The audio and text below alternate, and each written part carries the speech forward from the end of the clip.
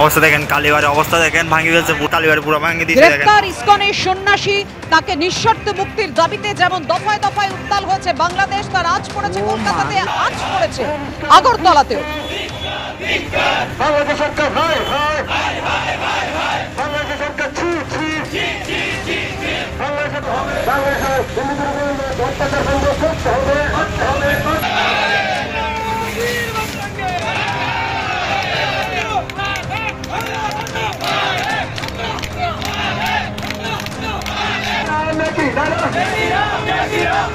এই মুহূর্তে বাংলাদেশের ছবি আপনাদের সামনে রাখবো। ইসকনের সন্ন্যাসী চিন্ময় কৃষ্ণ দাসের গ্রেফতারের প্রতিবাদে দফায় দফায় উত্তাল হয়েছে বাংলাদেশ এবং তার আজ এসে পড়েছে কলকাতাতেও।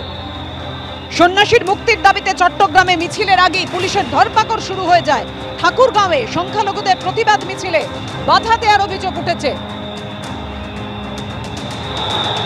চট্টগ্রামে জরুরি অবস্থা চেয়ে আদালতে আবেদন করেন এক আইনজীবী। অ্যাটর্নি জেনারেলকে ডেকে সরকারের অবস্থান জানাতে বলল আদালত। চট্টগ্রামে জামাতের বিরুদ্ধে সংখ্যালঘুদের ধর্মীয় প্রতিষ্ঠানে তাণ্ডবের অভিযোগ।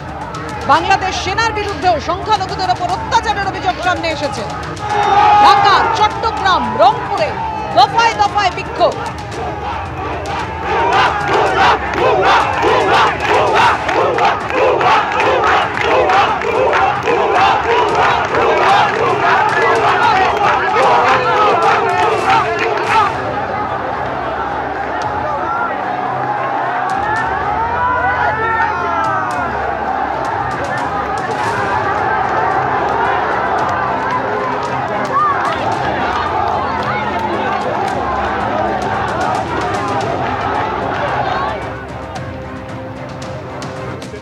পড়ে আমার যেটা মনে হলো কি বাংলাদেশ গভর্নমেন্ট বলতে চাইছে ইন্ডিয়ান গভর্নমেন্ট কি মাইন্ড ইউর ওন বিজনেস, আপনি আপনাদের কাজে ধ্যান দিন, আমাদের ইন্টারনাল ব্যাপারে হস্তক্ষেপ করুন না।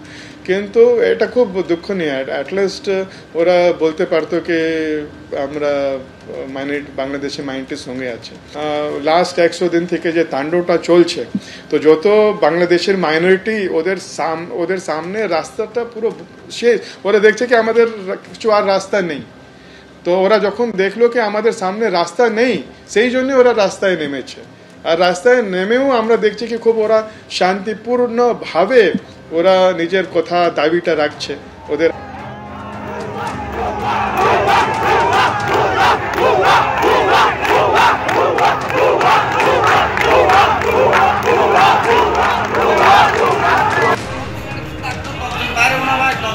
হাজারি লেনের কালীবাড়ি ভাঙ্গা হয়ে গেছে, পুরো ধ্বংস বানিয়ে ফেলছে আমাদের কালীবাড়ি হাজারি লেনের।